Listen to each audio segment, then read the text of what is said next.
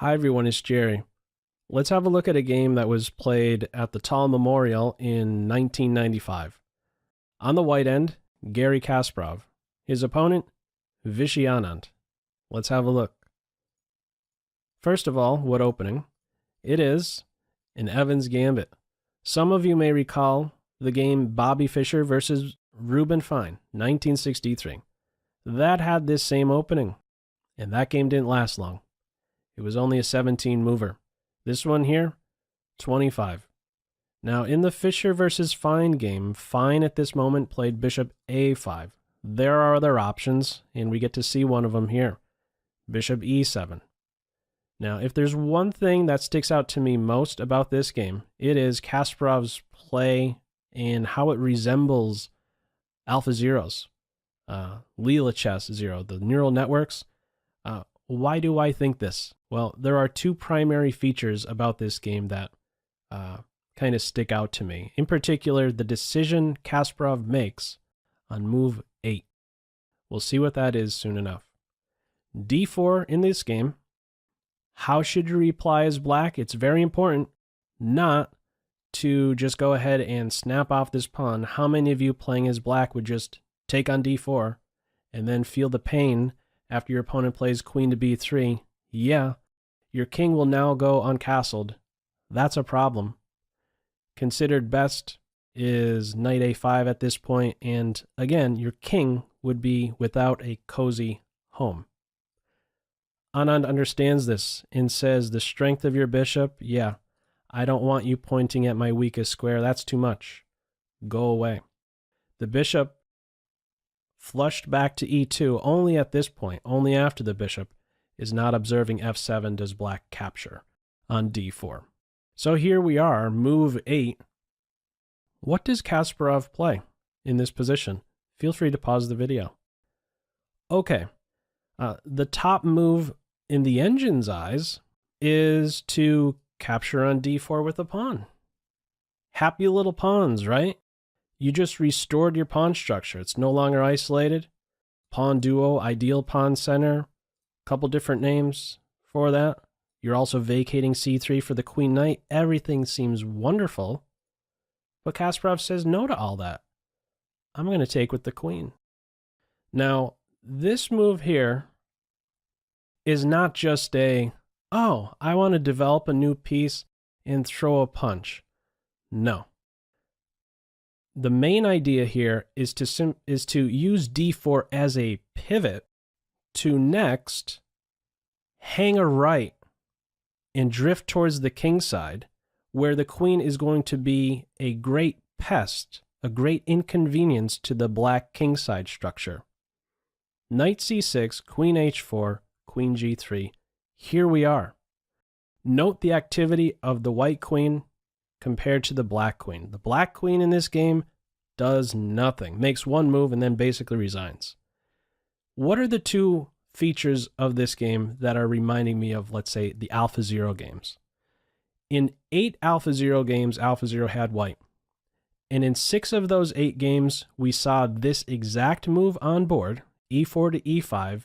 And in many of those 6 games, we saw the queen connecting really well with this advance by drifting over near the king side, probing for some weaknesses, trying to induce moves like g6, the move played in this game.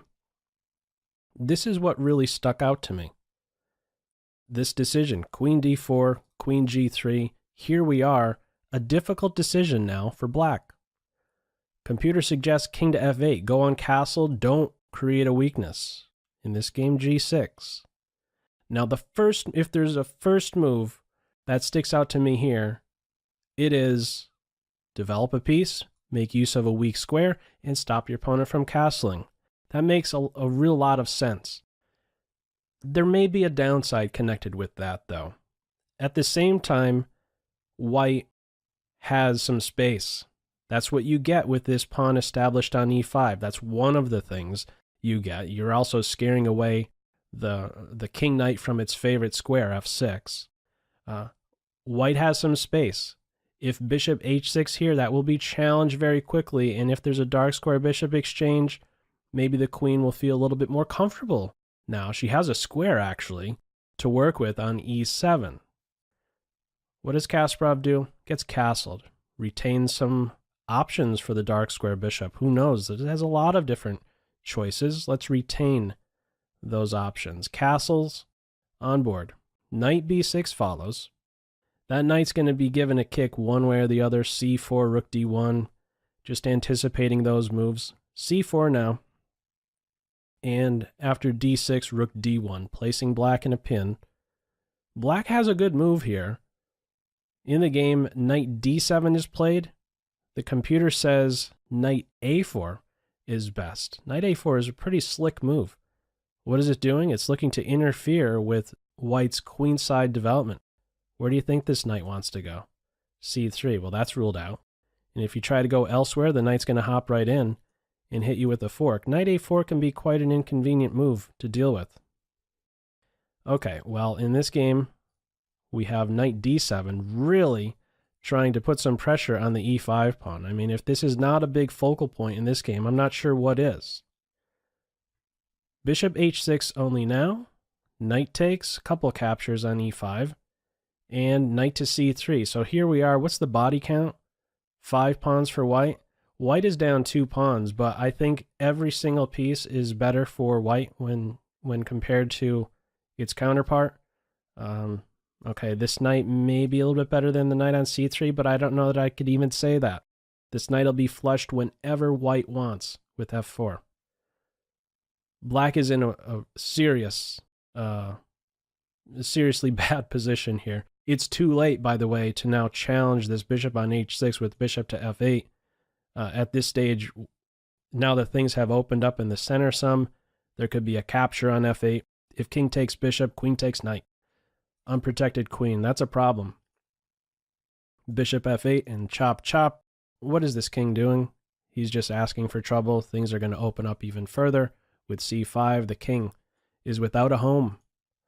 What does black do here? How to address this strong post on h6? Well, the decision, one of the better decisions, computer's eyes, is f6.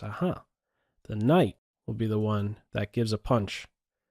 From here, c5. Let's open it up. More lines for the better developed side. That's the way forward. Pawn exchanges. c5 on board. Additionally, new possibilities for the bishop. Continuing. Knight f7. Chop on d6. Recapturing with a pawn. Initially, I thought you take with the bishop. Throw a punch at the queen. You could do that. But there are checks and then follow-up checks. I believe the idea here by taking with the pawn is to keep the bishop around to kind of shelter the king somewhat from a rook check on the e-file. Continuing, we have queen e3, some defense of the bishop. Dark square bishop is gone, but where's the development for Team Black? It's non-existent.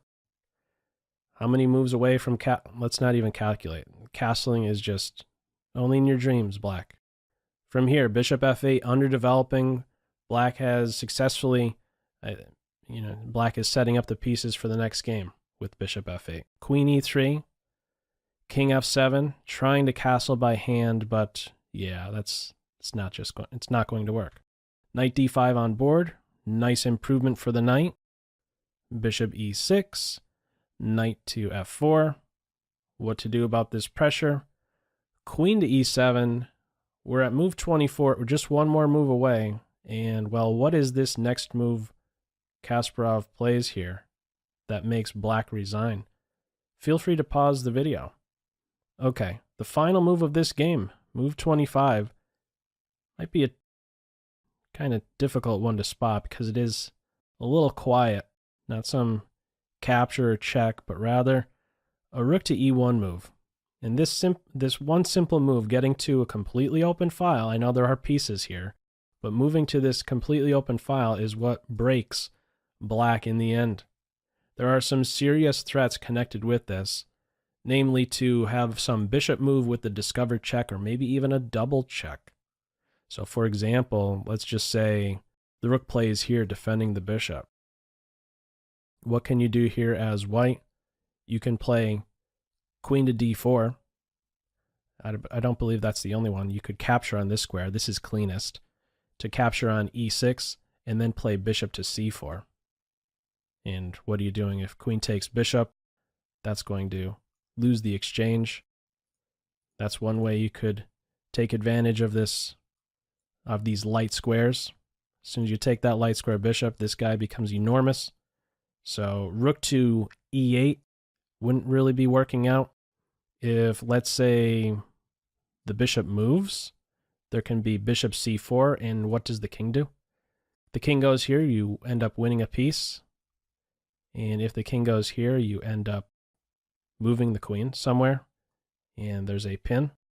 There's no good defense here. I'm not sure how many other variations to consider. Maybe this is the last one. Pawn to d5, you can play bishop f3, and white is ready to crash through on the d5 square. So something like this, you could take on e6, and in the end, show that that light square bishop is an absolute monster. There's just no good defense to this pressure against the e6 point, and white is basically attacking after having a minimal investment in this game, just a couple pawns. All the pieces are playing for Team White. So a quick kill in this one, just a 25 mover. Feel free, as usual, to leave any feedback to this video in the comment section below. I hope you enjoyed it and maybe even took a thing or two away from it. That's all for now. Take care. Bye.